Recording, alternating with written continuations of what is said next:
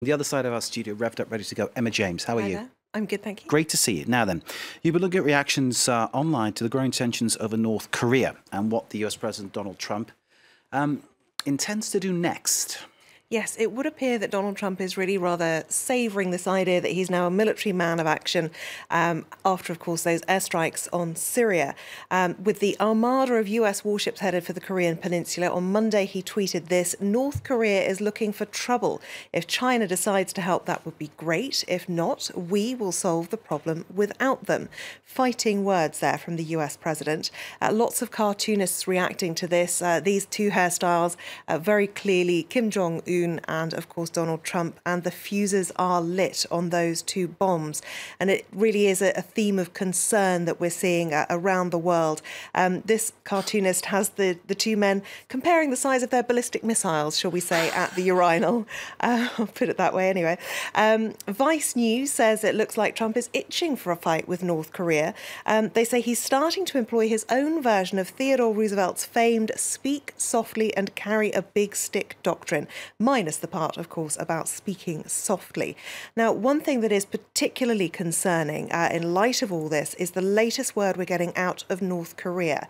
In the last hour or so, we've heard from Reuters that foreign journalists who are in Pyongyang right now, around 200 of them, have been told to prepare for a big event on Thursday.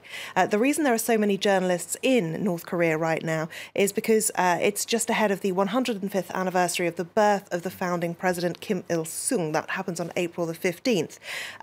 But we are told that these journalists have been told to expect something big to happen on Thursday. We don't know what that is.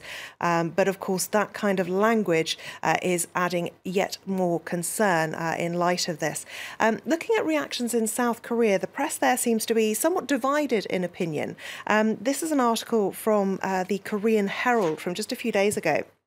And they seem to be very unimpressed with Donald Trump. They say they've got very little faith that he'll stand by South Korea.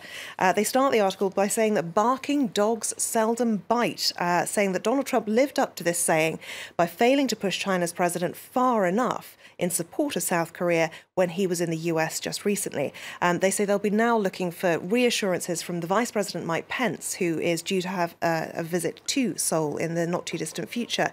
The Korea Jungang Daily is a very different take on this. They say they're bracing for the worst. They're talking about the rumour mill of cyberspace, where people are openly discussing the likelihood that there will be a US-North Korea war in April. They say the rumours have been stoked by the comments from the US president and his spokesperson, Sean Spicer.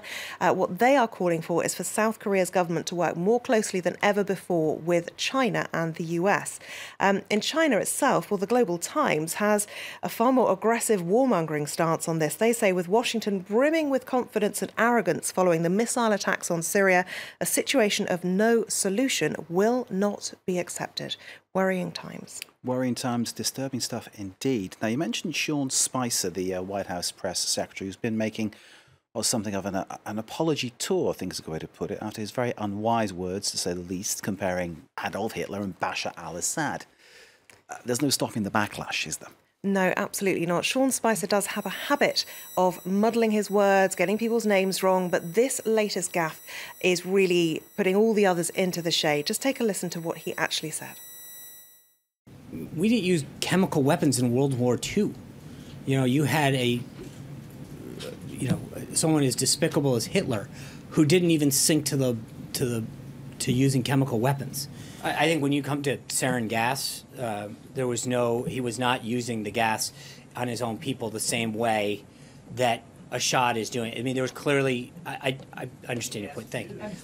Thank you. I appreciate that. There was not he brought him into the Holocaust Center. I understand that. You're in a hole, stop digging, is what I'd say to Sean Spicer. Absolutely, because you can see in his eyes that he's thinking, I really said the wrong thing. But rather than just stop and backtrack and apologise, he just kept digging. Now, if we take a look at this GIF, this is circulating very widely on Twitter.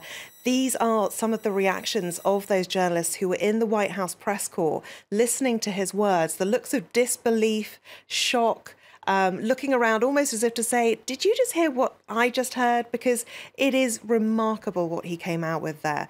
Amidst the disbelief is a lot of anger and horror too. The Anne Frank Centre for Mutual Respect in the United States is calling for Sean Spicer to be sacked. They say that this is the most offensive form of fake news imaginable, because for them it amounts to actually denying the Holocaust. Looking elsewhere, Nancy Pelosi, who is of course the House Democratic leader, she's also called for him to be sacked, and she wants President Trump to disavow those statements because she says either he is speaking for the president or the president should have known better than to hire him. So she really wants a comment from Donald Trump. There has been none so far on this controversy. Other Twitter users are pointing out something of a pattern. Trump leaves the Jews out of the Holocaust Remembrance Day statement. You may remember we talked about that here on MediaWatch. Doesn't attend the White House Seder dinner, which was on Monday night. Now Spicer talks about Hitler. Now that dinner on Monday night, Christina Wilkie from the Huffington Post tweeted about that.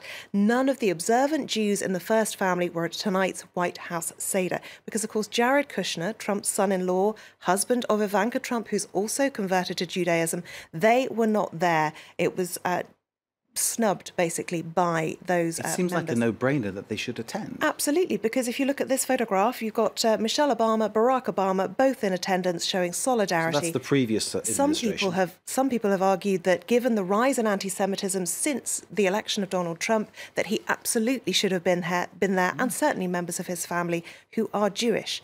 The New York Daily News has come up with a very, very strong front page today. Nazis murdered 2.7 million Jews in death camps, gassing 6,000 a day in Auschwitz alone, but victims were forgotten by the White House. Very, very strong image there from the New York Daily News. Dan Rather, the veteran newsman, he's also been commenting on this one, and his words carry a lot of weight. But what he says is you can't really, in some ways, blame Sean Spicer because American foreign policy has been turned on its head, and with no clear sense of a plan, he says when you try to explain such a situation, it's understandable that your words don't make sense. Emma James of MediaWatch, thank you very much indeed.